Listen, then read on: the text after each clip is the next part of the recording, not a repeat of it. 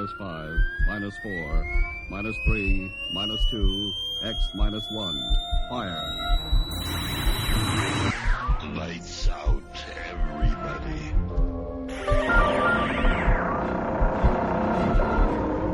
The creaking door. Dimension X. Inner Sanctum Mystery. X minus 1. Dark fantasy.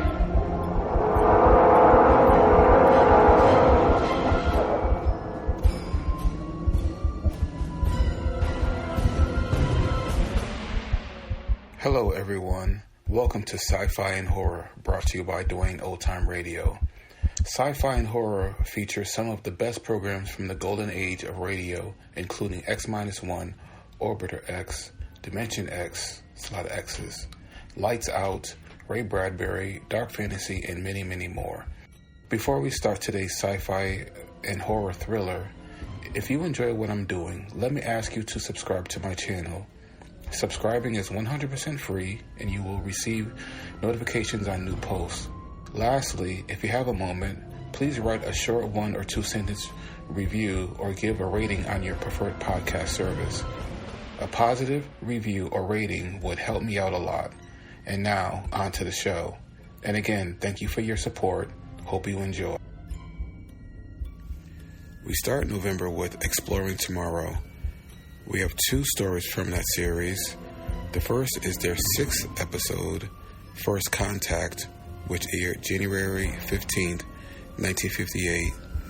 And the second is First Men on the Moon, aka The Moon is New.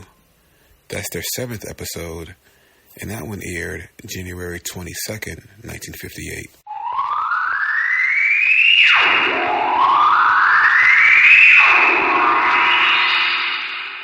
Now step into the incredible, amazing future as we go exploring tomorrow.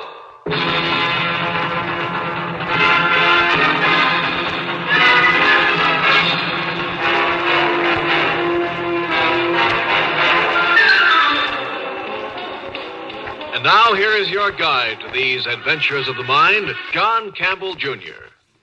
For many years, a lot of us have been interested in considering the possibilities of meeting other life forms, other intelligent beings from other stars. Now, if there is life out there, some form of life, and remember, it may be beyond our most far-fetched imaginations. If there is life, and we have our own Earth ships going out in constant, regular deep space exploration, someday, somewhere, maybe even out in the gas cloud of the Crab Nebula, sometime we will meet.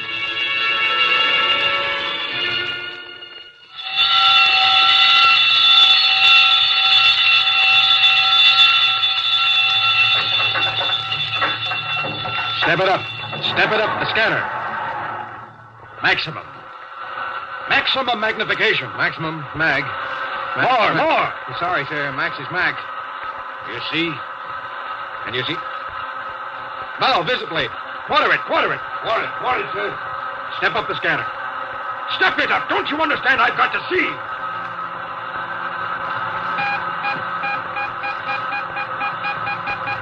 Nothing. According to the reading, Captain, nothing, sir. Sir, Captain, hold it. On the bow quarter. Huh? Solid object. 80,000 miles, sir. 1 o'clock. Unknown object changing.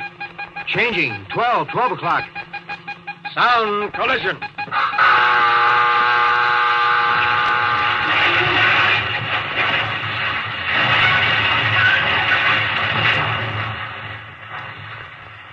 Make ready, Mr. Dort. Now hear this. The captain will now address the ship. First, you've heard the collision alarm. You will all now take action stations. Man all weapons. Condition of extreme alert. Red. I repeat, red in all departments. Instrumentation tells us there is an unknown solid object less than 80,000 miles dead as we go. There is a locator beam on us. I repeat, there was an unknown locator on us, giving us unexpected feedback echo. Men, we are not a warship. May the Almighty be with us. That is all. Mister? Nothing, sir. Now I see nothing on the busy place. But radio locator. Here, look at it, sir. Up and down, up and down. Something monstrous. Monster in size, sir, making lunatic dashes toward us. At collision speed. Then skipping away at the same fantastic speed. We are not a warship. Here it comes. There it goes away again. All on radio locate. On busy plate by eye, nothing. Can't detect a thing.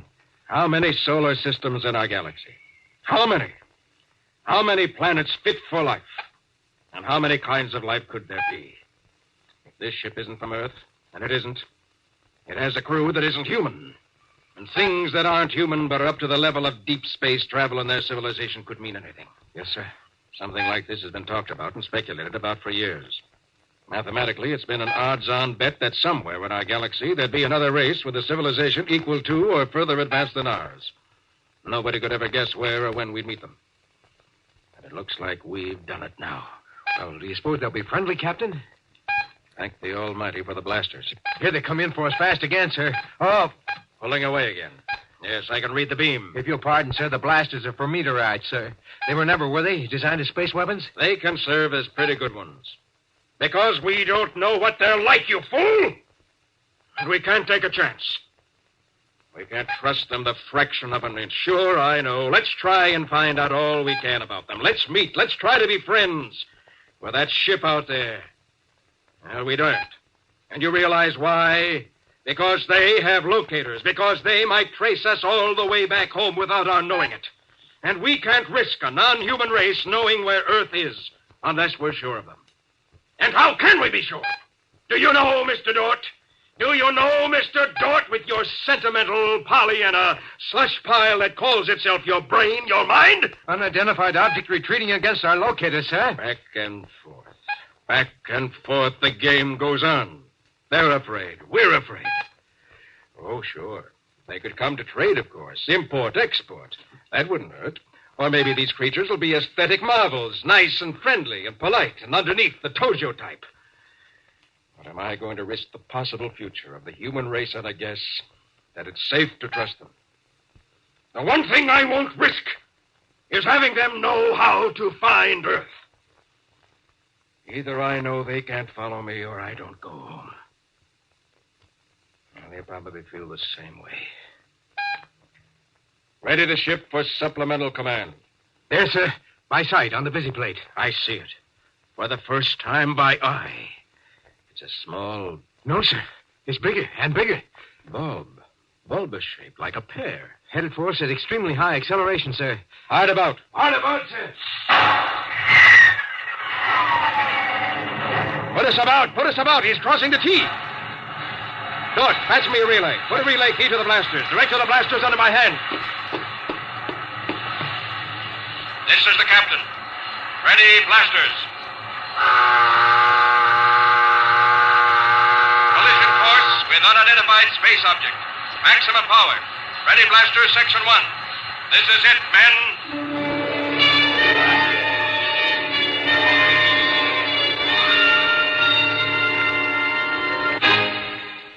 Exploring Tomorrow continues in just a moment. All of us, as American citizens, believe in our inherent liberties and freedoms, such as the freedom of the individual to choose and elect his own national representatives. It has been said that there is only one ruling class in America, the people themselves, who, through their vote, have established the law of our land. The real importance of this freedom depends on our accepting the responsibility not only to know what we are voting for or against, but also to choose our leaders for the best interests of the nation. So, accept your responsibility and ensure your freedom. 2 spaceships, 2 scientific expeditions, each uncountable miles from their own home. One from Earth, one from where? The other ship stopped, Captain. Cut power. Quite stationary, sir. Captain to crew. Steady as you are. Unidentified space object, now stationary. Do not fire. I repeat, fire only on command. This is a trick. You will fire only on command from myself and only when verified. As you are. Stop dead, sir. They are. Dead for sure. Have a look. How far do you make them? Range 20 miles, Captain. Now they're sending modulated shortwave at us, sir. Frequency modulated? Yes, sir. Yes, I see your needle. Apparently a signal. Not enough power to do any harm. Look up in the left bow visiplate, sir. There's something now. Yes, I see movement on the outside of their hull. Their coal black hull. We shine like a mirror. Did you ever hear of a jet black spaceship, mister? We want to reflect the sun. Perhaps they... Want or need to absorb heat from a passing sun. Yeah, I know. Now, what's that thing? Small, round, whatever it is, it's coming out of the side of the ship. Watch. Huh? You're dripping sweat on your instruments. Oh, I'm sorry, sir. Yes, I realize what they're up to. They sent anything toward us, it might seem a projectile or a bomb. So they come close, let out a lifeboat, and go away again. Figure we can send a boat or a man to make contact without risking our whole ship, too. Captain, that means they think... Pretty much as we do. Yes, I'm glad that finally occurred to you. Mr. Dort, by law of Space Command, I'm not allowed to leave my ship except to jettison. Mr. Dort, this is not an order. No, sir. And would you care to go out and look the thing over, whatever it is? The alien ship continued to retreat. 40, 80, 400 miles. It came to a stop and hung out there, waiting. Earthman Tommy Dort, climbing into his atomic-driven spacesuit inside the airlock, heard this mileage report and felt safer, but just a little bit safer. For if the unknown black space intruder had stopped its retreat at 400 miles, he reasoned it might not have weapons effective at a greater distance. But Tommy felt lonely and a little expendable, speeding toward that tiny black dot which hung in the incredible brightness of the star gas. 4,000 light years from his wife and family and home. Speeding toward that tiny black spot, the only solid object he could see in all this glowing space. And then he landed. It was a slightly distorted sphere, not much over 6 feet in diameter. There were small tentacles or horns projecting from this black space orange. They looked rather like the detonating horns of an old-era submarine mine, where there was a glint of crystal at the tip of each. Then through his suit he began to feel vibrations. A section of the rounded hull beneath his feet opened up. He moved sideways fast. It opened up and out. And when he looked inside into the now open insides of the little sphere, no, he didn't see the first non-human civilized beings he expected.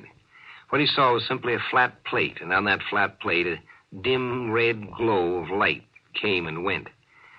Even inside the protection of his spaceship, Tom Dort felt the hairs in his neck rise and bristle.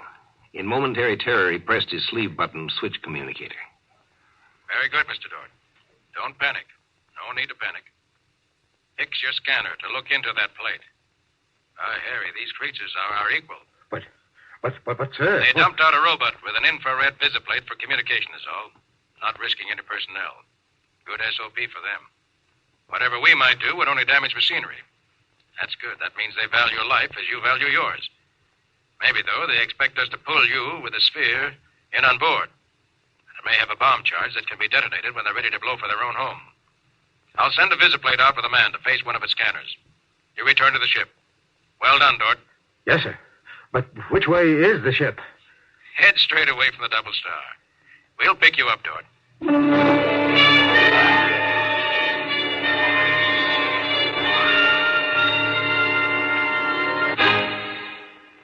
A tiny black bulbous robot floated in space between two spaceships, ours and theirs. It represented a culture, theirs, which was at least up to ours. Now our two races could be friends. We could also be deadly enemies. We were a monstrous menace to them, and they to us. And the only safe thing to do with a menace is, of course, to destroy it. This truce. Weeks and weeks. It's starting to get the crew. Mr. Dort. I'm busy. Still calculating, Captain. Let's see. Where was I in thinking?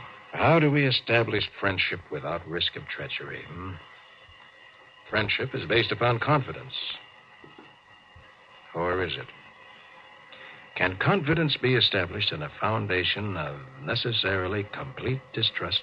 If you can be patient a bit longer, sir, I think I've figured out a way we can talk their language. I mean, communicate. Since they seem to be stone deaf. You can. I think, sir.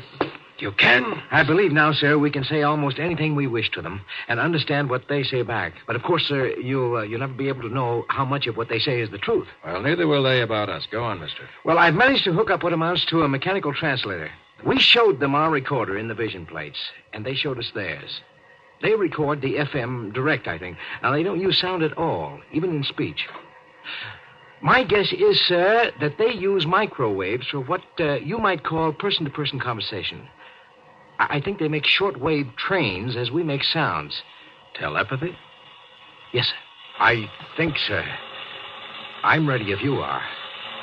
If you are, that is, prepared to talk with their skipper. Turn on your mechanical translator.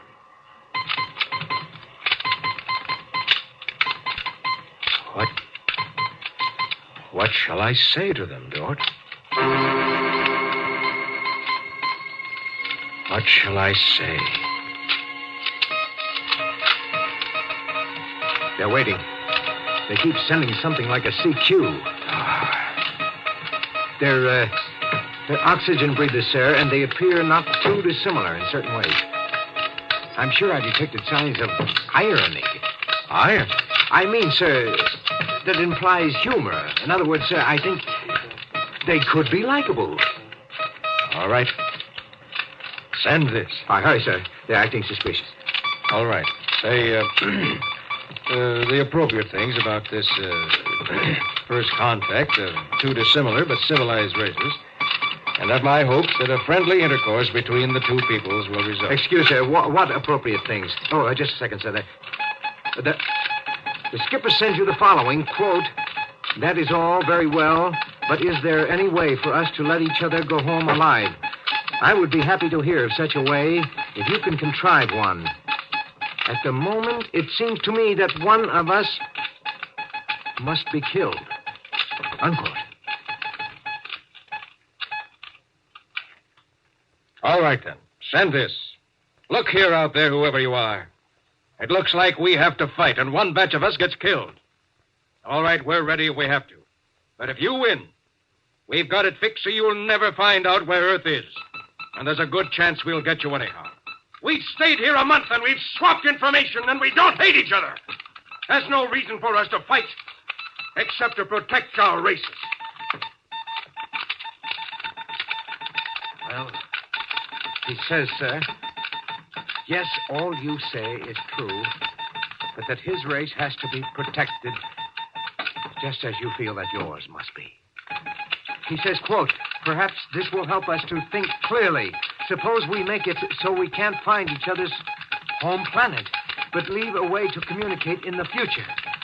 So work out grounds for a common trust. If our governments want to be fools, let them. But we should give them the chance to make friends instead of starting a space war out of mutual panic," unquote. All right, I have it. Send this. Okay, sir. Whoever you are, let's swap spaceships.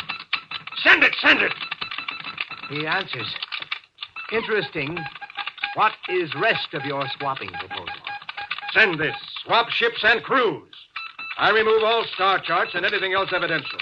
He removes all his navigational records. We trade each other's key crewmen, and I go for home with my crew and his ship. He goes for home with his crew and his ship. That's my proposal. Tell him that's final. If he refuses, I'll blast. Oh, hold on, please, sir. He says, accepted. He says, accepted.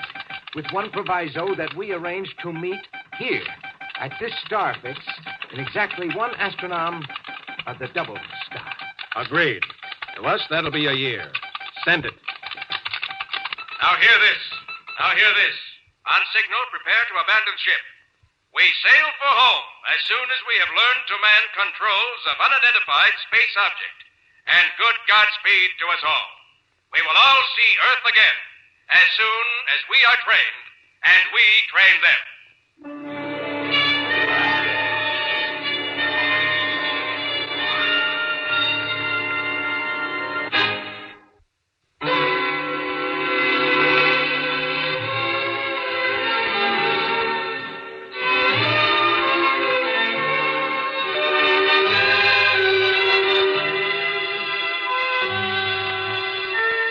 There's a hidden assumption in the story we just heard that any intelligent entity can and may lie. I wonder just what a lie is and why it is that we expect intelligent entities to lie. Could a machine lie? Could an intelligent machine lie? Well, next time we have a discussion on that I think you'll find interesting. It's called Liar.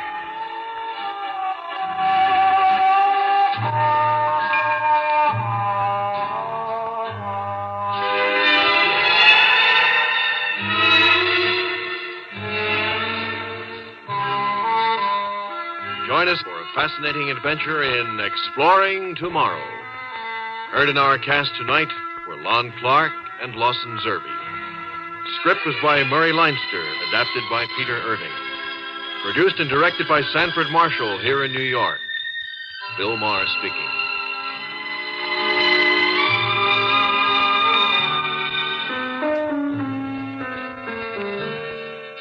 We pause now for station identification.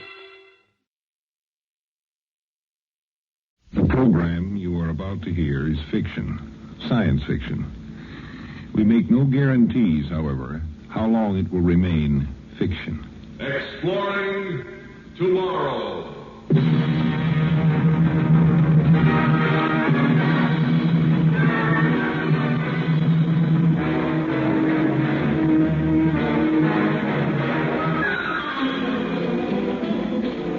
And now here is your guide to these adventures of the mind, the editor of Astounding Science Fiction magazine, John Campbell, Jr. The scene is a missile testing base somewhere in the continental United States. The time, 2:30 on a Tuesday afternoon, 5, maybe 10 years from now. A rather unusual missile is getting worked over. Blast off is 10 minutes away, and the countdown is in its last stages. And a man is sitting inside this missile, waiting. The United States is about to make its first attempt to send a manned rocket to the moon. 9 minutes to blast off, Captain. Still feel loose and easy. Like a bird, Colonel, waiting to be cut loose and soar. How do you feel? Me, Captain? I'm just sitting here in the observation tower. You're the one in the launching pad. You're the man going to the moon. And you're the one who has to face all the reporters after blast-off. Me, I'm glad I'll be up there alone. How much time left, Colonel? 6 minutes, 20 seconds. Let's run through the schedule one last time. Okay. I sit in this cradle and I wait for the rockets to toss me up into space. I get 500 seconds of 4G acceleration. Then I sit around and look out the viewport for the next 4 days while the ship coasts in 0G free fall. I'm roughly 8.25 minutes past 4 on Sunday afternoon. The autopilot is going to turn the rocket engines on again, long enough to land me in the Oceanus Procellarum, which better be as dry as the Palomar boys say it is. I climb into my little Jim Dandy spacesuit, wander around the moon for a while, take some snapshots, pick up a couple of rocks as souvenirs. And 15 hours after landing, I get back into my ship and I come home. Did I leave anything out? Not a thing, Captain. 3 minutes, 10 seconds. Well, all I do is sit here and wait anyway. Computer down below in the belly of the ship does all the work. Me, Mike Wellman, first man on the moon. Maybe, anyway. What do you mean, maybe? The ship's been tested thoroughly. There's no possibility of... A blow-up? No, go ahead. Don't be afraid to say it. I wasn't talking about that. The odds are pretty good that this bird is going to get me there. Only thing I'm wondering about is whether someone else is going to get there ahead of me. I'd hate to find a big vodka party going on when I get there. 90 seconds. They're clearing the launching pad, Captain. We better break contact now. Good luck. The next time I hear from you, it's going to be from space. Sure, Colonel. I'll I'll report as soon as I'm in free fall. Then radio messages every 4 hours. You won't forget about those baseball scores, will you? Scores. 30 seconds, Captain. And all America is rooting for you. And I'm rooting for the Dodgers. So long, Colonel. See you next week when I get back. 10, 9, 8, 7, 6, 5, 4, 3, 2, 1, mark.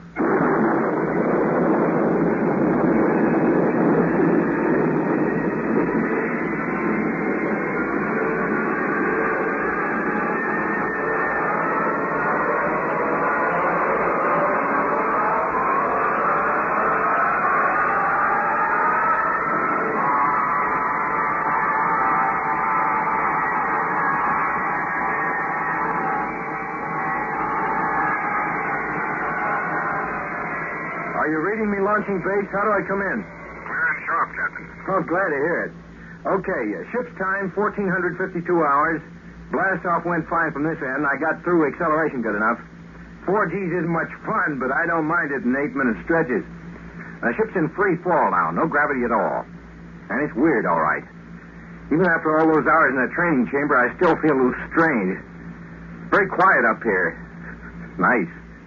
Man really can think here. And the view is really something. Where do you see the photos? How about the psychological reaction? You don't feel cut off? Me? A guy whose idea of heaven is being along with some books? Colonel, I like it up here. The psych test said I was an introvert, didn't they? Well, not really. Just sort of solitary-minded. Same thing. Well, it's us solitary-minded people who are going to be your spacemen, Colonel. We don't mind the loneliness.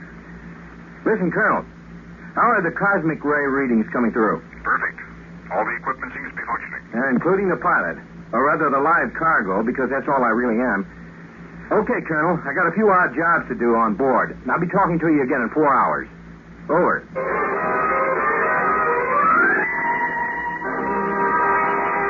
Here I am again, Colonel. 2 days out, still no sweat. I'm getting used to this no-gravity business, and I... Go on with the rest of the report, Captain. There's been a change in the operational plans. Huh? What kind of change? You aren't landing on the moon. Pentagon orders are for you to adjust the computer to alternate course B. Circle the moon and return to Earth without landing. Hey, wait a minute, sir. How come the switch? Well, it's an awkward situation, Captain. You see, between the time I last spoke to you and now, the Russians... I know this will come as kind of a shock to you. The Russians made a successful landing on the moon. No. Radio Moscow announced it 2 hours ago. And since then, we've picked up broadcasts from the Russian ship. They've landed, all right. They beat us to it. By 2 stinking days. 2 days earlier, and I would have been the first. You haven't heard the worst part of it yet. The Russians have claimed the moon. They what? Like Columbus claiming the Western Hemisphere. We're putting up a yell, of course, but there just isn't any precedent for this kind of thing. The UN is meeting to decide whether they have any right to. So this is why I can't land, huh? The Russians say they'll regard any lunar landing as trespassing on their property. We can't risk an incident, of course. So for the time being, we're going to hold back and wait till the legal aspect of this business is worked out. So I can't land. You send me up here and I ride around for a week and don't even put my foot down on the moon. Colonel. Russia doesn't own the moon, no matter what they say. Captain Woman. I'm sorry, Colonel.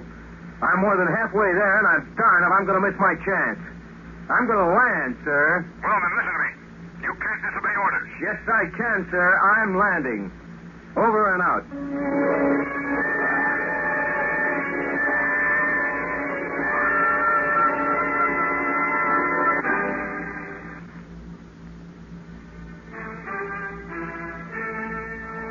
It's not that the moon wasn't meant for man. It's just that man was never designed for the moon. It's a fantastically inhospitable place. Harsh, blinding sunlight with no atmosphere to dim it. Jagged shadows. The rocks are hard, sharp-edged. There has been no weathering to soften them, and the shadows are just as hard and black. It's not a nice place to be alone. Or even when there's only one other human being within 200,000 miles. I don't know if you want to hear from me again, Colonel, but I'm beaming this anyway. Look, I just wanted to let you know that I've landed on the moon as originally scheduled. Yeah, right on the nose, in the designated landing area. Northern branch of the Oceanus Procellarum. And you can tell the Palomar fellas that they were right all along. Maybe this was an ocean once, but not in the last million years or so. As for the Russian ship, it isn't any hoax. I saw it when I came down. It's about 50 miles north of here. Maybe later I'll break out the rocket sled and wander over there for some vodka. The Russians are trying to contact me now. I better shift channel, see what they want. Over, Colonel.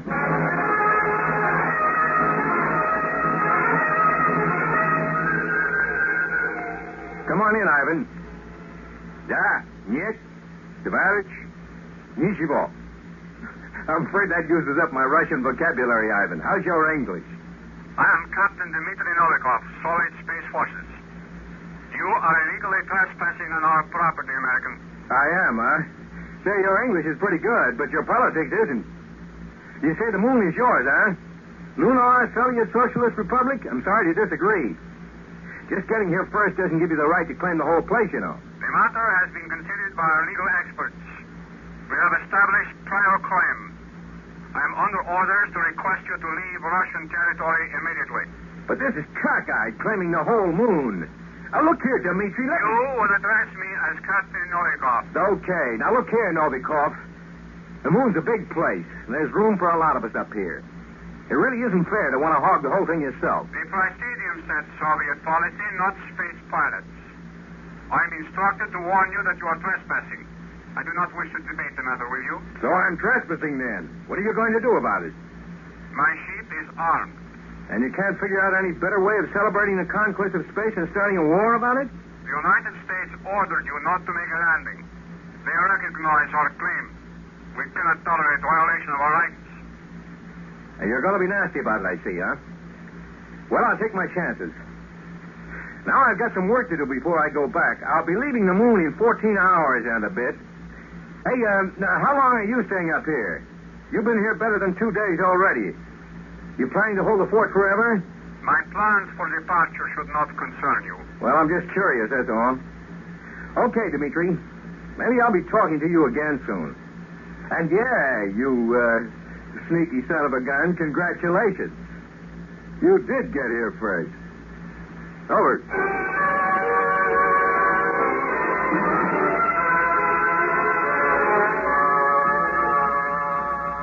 Come in, launching base. You hear me? We're getting you, Wellman. We read you. Look, I just had a little chat with the Ruski. There seems to be only one of them. He gave me some malarkey about firing on me if I don't clear off the moon right away. Wellman, you insubordinate idiot, you're liable to touch off a war over this moon trip. Well, what was I supposed to do? Smile politely and turn back just because they got here first? You think they have any right to claim the moon? Of course not. That's not the point. You were ordered not to risk trouble by landing. Yeah, and I landed anyway. Well, go ahead. Chop my head off when I get back to Earth. Meanwhile, I'm here, and if that Russian doesn't blow me up, I expect to do a little exploring in the next 14 hours. I don't think the Russian's going to blow you up. He's got his own troubles. What do you mean? We've decoded some of the messages he's been sending back to Moscow. Seems he made a faulty landing and has to make some repairs on his ship. It may take him a week or two, and he doesn't have enough food. Russia may be crowing about claiming the moon, but it's going to look bad for them if their spaceman can't get back. Starves to death. Yeah, that would be rough. Maybe I better call him back and see if I can help him out. Well, then leave him alone. He's a Russian. He's a human being. And so am I. Get off the wire and let me call him, Colonel. I order you not to make any overtures to that Russian. Look, I'm not on Earth now. There doesn't need to be a Cold War up here, too, Colonel. And I have plenty of food to spare. Give the folks back home my love. I'm going to call Ivan again.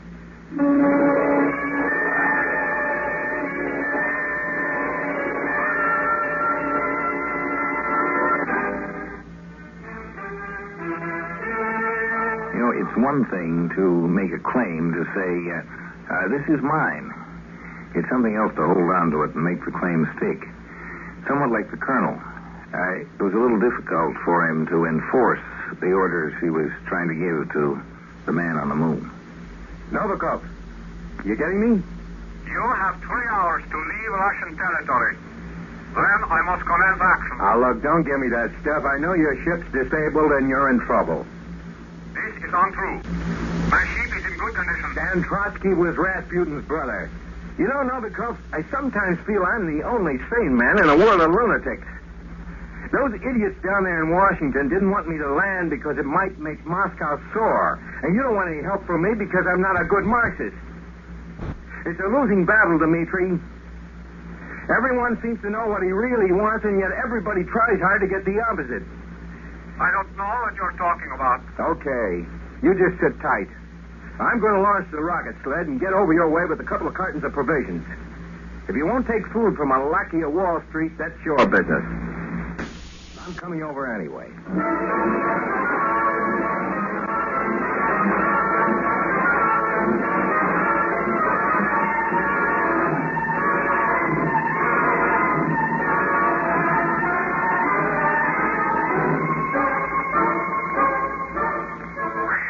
Boy, it's good to get that helmet off. Hello, Novikov. My name's Mike Wellman. Why have you done this? What trick are you playing? Listen, friend, all I'm doing is bringing some of my spare food. Nothing up my sleeve at all. I do not understand that. Up my sleeve? It's a decadent capitalist idiom. It means I'm not trying to fool you. The supplies are out on the rocket sled. Get into your suit and let's bag them in. I said I would fire on you.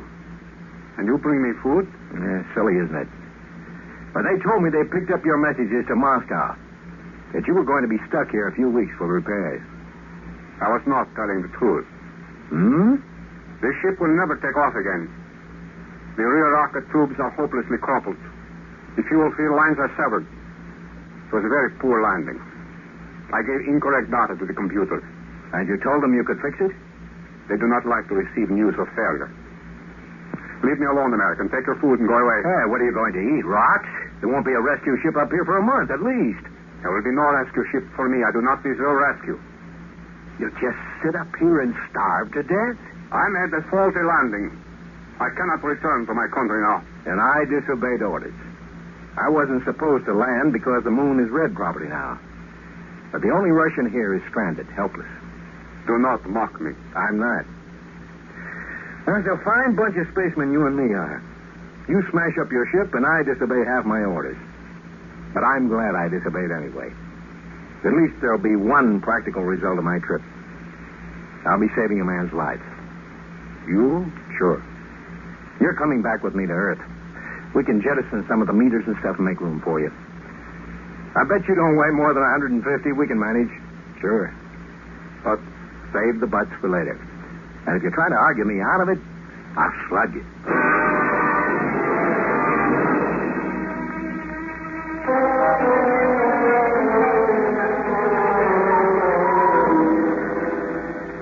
Hello, Colonel.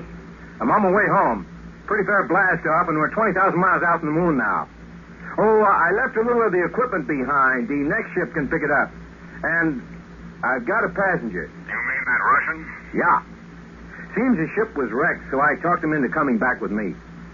He's down back in the galley fixing lunch now. I guess we'll both be called traitors for saying it, but we've sort of become friends. And he doesn't think Russia ought to claim the moon either. Well, we have one distinction anyway. Maybe a Russian ship was the first to get to the moon, but it was an American one that made the first successful round trip. I like to think of it in a different way. Not an American ship or a Russian ship. Stuff like that shouldn't matter anymore. Call it a ship from Earth. Yeah. Novikov and I started out separately, but we're coming back together. The first expedition from Earth to Moon is coming home.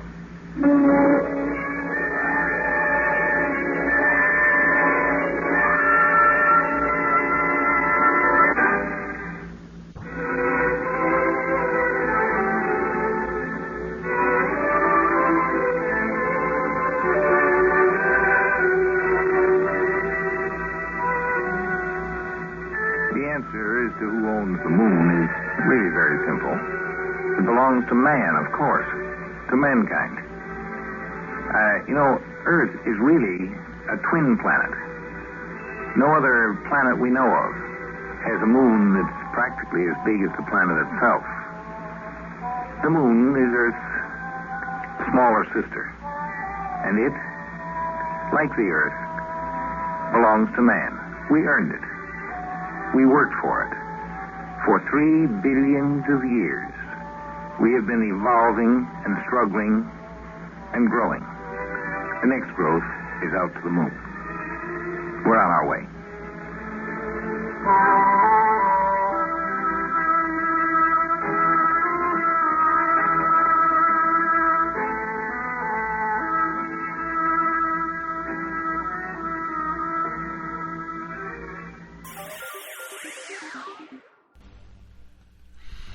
Thank you for listening. If you enjoy what I'm doing, I ask you to please subscribe to my channel or channels.